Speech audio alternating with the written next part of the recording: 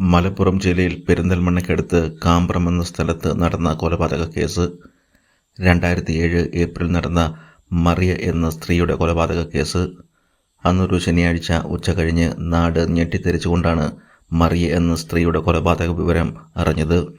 കാമ്പ്രം പള്ളിക്ക് സമീപം താമസിക്കുന്ന പെരുമ്പാല വീട്ടിൽ മുഹമ്മദ് അലി മുസ്ലിയാരുടെ ഭാര്യ മറിയ അതിദാരുണമായി കൊല ചെയ്യപ്പെട്ടിരിക്കുന്നു. മറിയയ്ക്ക് 3 കുട്ടികൾ ആണ് ഉണ്ടായിരുന്നത്. മൂവരും സ്കൂൾ കുട്ടികൾ. അവർ പതിവ് പോലെ സ്കൂളിൽ പോയിരുന്നു. സ്കൂൾ തീർന്ന് വൈകുന്നേരം 3:30 അവർ തിരിച്ചു വരും. ഭർത്താവായ മുഹമ്മദ് അലി അകലെ ഉള്ള ഒരു പള്ളിയിൽ പുരോഹിതനായി ജോലി ചെയ്തു വന്നിരുന്നു. സംഭവ ദിവസത്തിന് 2 ദിവസം മുമ്പ് തന്നെ അദ്ദേഹം തൻ്റെ ജോലി സ്ഥലത്തേക്ക് പോയിരുന്നു. അന്ന് ഉച്ചയ്ക്ക് സ്കൂൾ വിട്ട് കുട്ടികൾ വീട്ടിൽ വരുമ്പോഴാണ് അവരുടെ അമ്മ അതിദാരുണമായി കൊല ചെയ്യപ്പെട്ട് കിടക്കുന്നത് കാണുന്നത്. വീടിൻ്റെ മുൻവാതിൽ അടഞ്ഞു കിടന്നിരുന്നതിനാൽ അവർ പിൻഭാഗത്ത് ചെന്ന് ഡോർ തുറക്കാൻ നോക്കി. ആ അടുക്കള വാതിലും പുറത്തു നിന്നും കുറ്റിയിട്ട നിലയിൽ ആയിരുന്നു. അത് തുറന്ന് അകത്ത് കയറിയ മൂത്ത കുട്ടി രക്തത്തിൽ കുളിച്ചു കിടക്കുന്ന അമ്മയെ കണ്ടു. കുട്ടി അലറി വിളിച്ചു. പരിസരവാസികൾ കൂടി പോലീസിൽ അറിയിച്ചു. പെരിന്തൽമണ്ണ പോലീസ് സംഭവ സ്ഥലത്തെത്തി. CI റെജി ജേക്കബിൻ്റെ നേതൃത്വത്തിലുള്ള പോലീസ് സംഘം അന്വേഷണം ആരംഭിച്ചു. പോലീസ് സംഘം സംഭവസ്ഥലം സൂക്ഷ്മമായി പരിശോധിച്ചു. മറിയ കൊല ചെയ്യപ്പെട്ടിരിക്കുന്നത് കഴുത്തറുത്താണ് എന്ന് മനസ്സിലായി. പോലീസ് വിശദമായി അന്ന് നടന്ന സംഭവങ്ങൾ ഓരോന്നോരോന്നായി ചോദിച്ചറിഞ്ഞു. മൂത്ത കുട്ടി സ്കൂൾ വിട്ട് വന്നപ്പോൾ അടുക്കള വാതിൽ കുറ്റി ഇട്ടിരുന്നെന്നും അമ്മ മറ്റെവിടെയോ പോയതാവാം എന്ന് കരുതി അവൻ കുറ്റി മാറ്റി അകത്ത് കയറിയതെല്ലാം പോലീസിന് മനസ്സിലായി. കുട്ടി വാതിലിൻ്റെ കുറ്റി മാറ്റുമ്പോൾ കയ്യിൽ രക്തക്കറ പറ്റിയതായും പറഞ്ഞു. പോലീസ് ഇതിൽ നിന്നും ഒരു കാര്യം വ്യക്തമായി.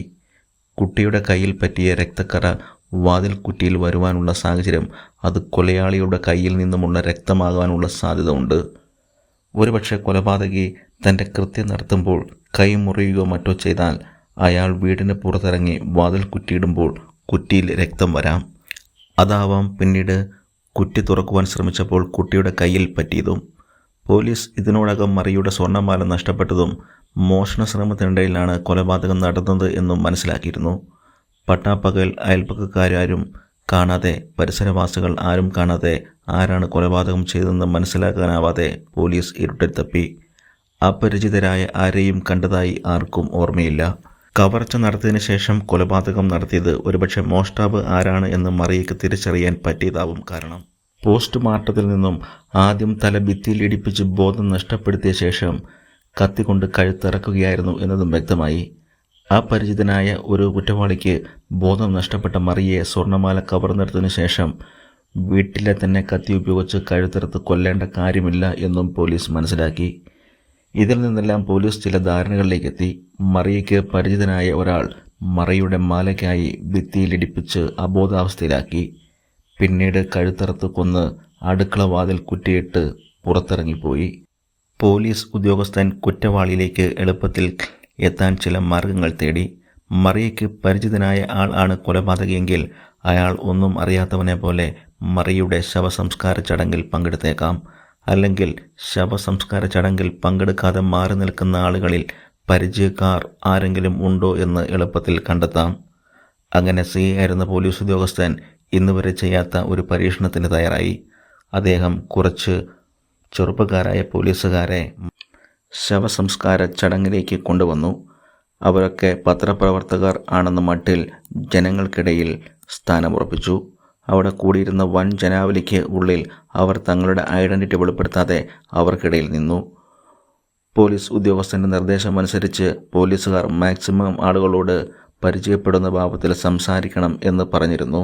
അവർ സംസാരിക്കുന്നതിനിടയിൽ അല്ലെങ്കിൽ അവസാനത്തിലോ അവരുടെ കൈകൾ രണ്ടും ചേർത്ത് പിടിച്ച് ഷെയ്ക്ക് ഹാൻഡ് ചെയ്യുന്നത് പോലെ പിടിച്ച് ചെറുതായി ഞെക്കണം.